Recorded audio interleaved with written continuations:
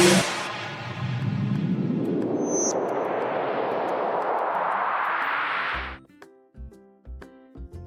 મિત્રો, તો સ્વાગત છે તમારું મારા નવા વ્લોગમાં. આ છે મારો ફર્સ્ટ વ્લોગ અને હું નીકળી ગયો છું હાલમાં મારું ટિફિન લઈને મારા કામ ઉપર. હાલમાં અત્યારે વાગ્યા છે 8:30 ને અત્યારે જાઉં છું મારી ગાડી તરફ.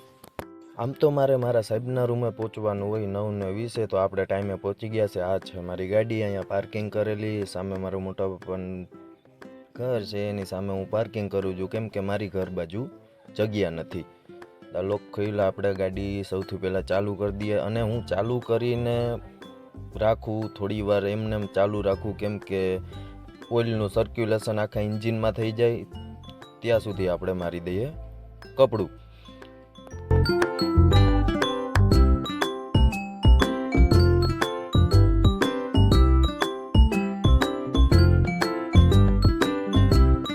તો ફાઇનલી આપણે કપડું મારી દીધું છે. હવે આપણે નીકળીએ.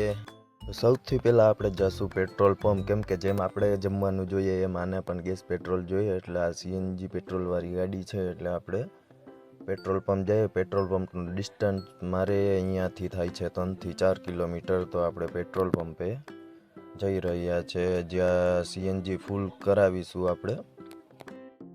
મિત્રો, જો તમે આ વિડીયો જોતા હોય તો વિડીયોને લાઈક કરો, શેર કરો અને ચેનલને સબસ્ક્રાઈબ કરો, એટલે હું આવા ને આવા વ્લોગ લાવતો રહું.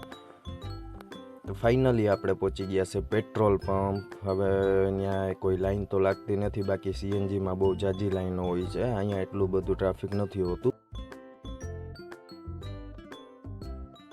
આ છે મારો મિત્ર. જ્યારે પણ હું અહીંયા આવું છું ભાઈ, ફૂલ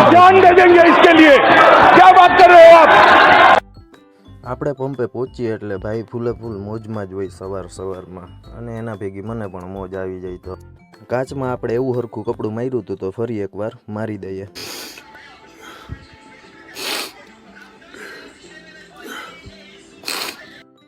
ફાઇનલી આપણે સીએનજી પુરાવી લીધું છે. હવે આપણે નીકળીએ આપણા સાહેબના રૂમ બાજુ. ત્યાંનું મારું ડિસ્ટન્સ છે સમથિંગ 15 કિલોમીટર જેવું.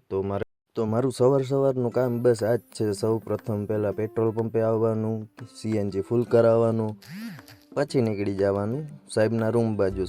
સાહેબના રૂમે મારે પહોંચવાનું હોય 9:20, એટલે હું 8:50 પેટ્રોલ પંપેથી સ્લેપ મારી લઉં, ત્યાંથી નીકળી જાવ એટલે હું પહોંચી તો 20-25 મિનિટમાં જાઉં. તો ફાઇનલી આપણે સાહેબના રૂમના એરિયા બાજુ પહોંચી ગયા છે.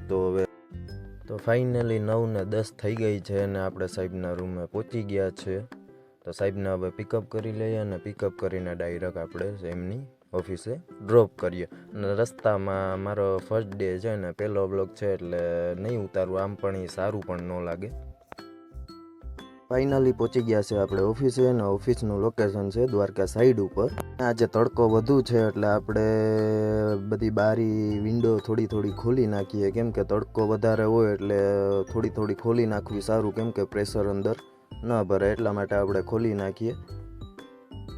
અહીંયા મારે ખાલી ટાઈમપાસ કરવાનો હોય. અહીંયા પહોંચ્યા પછી મારે કોઈ જાતનું કામ હોતું નથી. બસ ટાઈમપાસ કરવાનો, ચાર્જિંગ ખાલી કરવાનું, ગેમ રમવાનું, આ તે. આ છે મારી ગાડી, અહીંયા પાર્કિંગ કરી છે. હાલો થોડું તમને આજે જ એક્સપ્લોર કરાવું હું.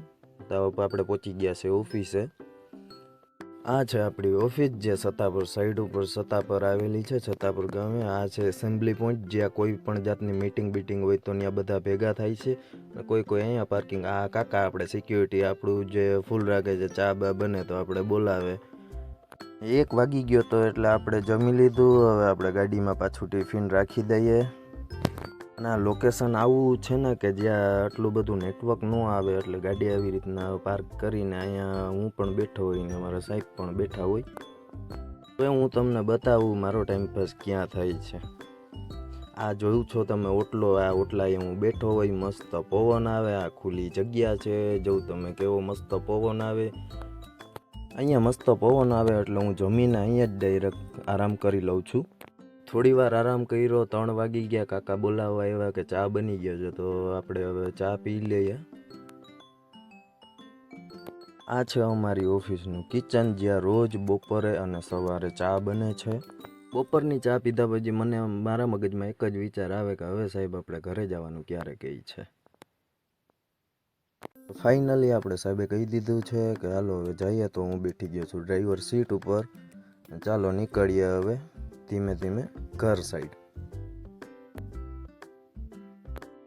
આજે આપણે આવવામાં બહુ મોડું થઈ ગયું છે, કેમ કે ગામમાં એક કામ હતું, તો કામ પતાવીને આપણે હવે જઈએ છીએ ઘરે. સાહેબને રૂમે ડ્રોપ કરી દીધા છે.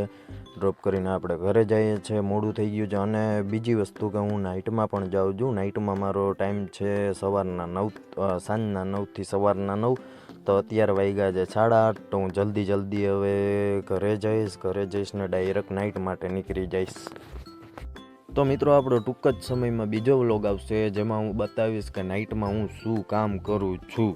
બસ હવે આજ માટે આપણે આટલું જ. હવે અહીંથી આપણે સમાપ્ત કરીએ છીએ વ્લોગ.